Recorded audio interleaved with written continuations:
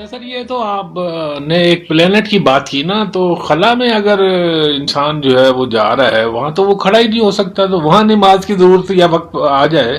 تو کیا ہوگا؟ ہاں، یہ ایک سوال ہے کہ اس پر علماء کو غور کرنا چاہیے، کیونکہ یہ تو اس کو آپ تو یہ بھی نہیں کہہ سکتے کہ فینٹیسی ہے، کیونکہ روس کے جو ایسٹروناٹس ہیں یا ایسٹرونامرس ہیں وہ تو واقعتاً خلا میں گئے ہیں، امریکہ کے لوگ گئے ہیں اور کافی عرصے خلا میں رہے، تو ان کو واقعی گریویٹیشن کے پرابلمس ہوئے ہیں اور بہت سارے ایسے پرابلمس ہوئے ہیں۔ تو اس کے لیے پھر یہ ہے کہ علماء کو اجتہاد کرنا چاہیے۔ جو میرا یہ خیال ہے کہ جب آپ کھڑے ہی نہیں ہو سکتے تو پھر آپ جس حالت میں ہو آپ نماز پڑھ لیں، لیکن ظاہر ہے کہ اس کے لیے وضو کرنا پڑے گا، اور وضو کا لیے وہاں پہ پرابلم ہے تو وہ اگر نہیں پانی میسر ہے تو وہ تیمم کرے گا، مگر اگر آپ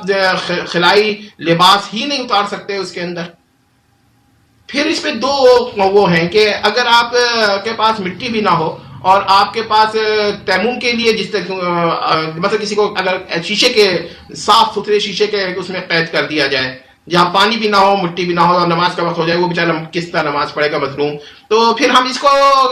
پر قیاس کرتے ہوئے یا تو یہ کہیں گے کہ بھئی وہ جب تک کہ اس کو یہ چیزیں میسر نہ ہو وہ پھر نماز اتنی دیر تک قضا کرے اور پڑھے، اور اگر پوری زندگی ہے تو پھر پوری زندگی وہ کیا کہتے ہیں اس کا اسی امید پر رہے۔ ایک تو ایک اجتہاد ہے، دوسرا یہ کہ پھر وہ جو چیزیں میسر نہیں ہے تو پھر وہ نماز پڑھے اور پھر جب موقع ملے تو پھر اس کو دہرائے، یا پھر علماء سے رجوع کیا جائے گا۔ میری اپنی رائے یہ ہے کہ اگر سے پاسبل ہے کہ وہ تھوڑی سی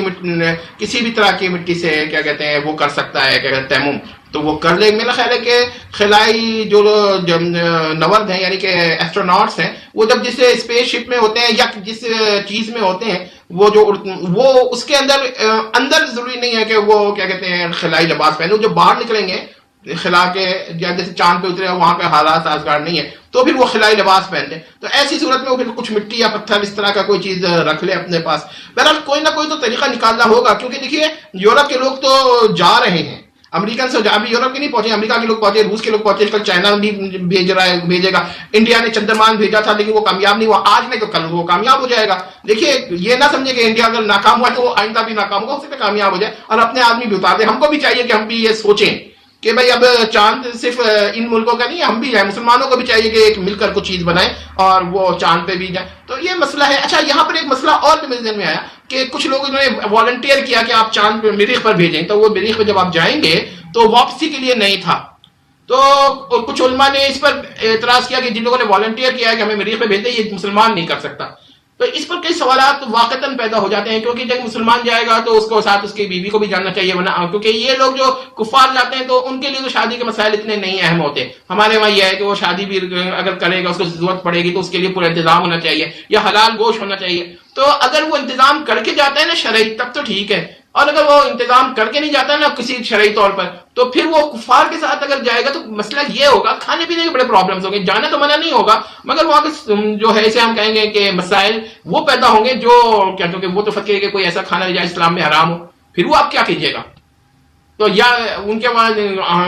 جنسی تعلق کا مسائل کچھ اور جو شریعت میں ہمارے سخت منع ہے، تو پھر آپ کیا کیجیے گا؟ کیونکہ انسان ہے، تو اس طرح کے مسائل کے لیے اگر انتظام پورے نہیں ہے تو پھر میں بھی کہوں گا کہ انتظامات پورے کریں اور پھر جواز کا مسئلہ پیدا ہوگا۔ اگر انتظامات ہی نہیں ہے اور آپ ان کے ساتھ جا رہے ہیں پھر مسائل پیدا ہو جائیں گے۔ تو یہ بات بھی ایک اچھا سوال تھا، لیکن یہ آپ دیکھیے گا کہ بہت سارے لوگ ابھی بھی ایسے ہوں گے جو میرے ان سوالات کے جواب میں مذاق اڑائیں گے اور کہیں گے کہ بھئی یہ تو کوئی پاگل بننے کی بات ہے۔ لیکن سائنس اتنی ترقی کر رہی ہے، اس کے امکانات پیدا ہو گئے ہیں،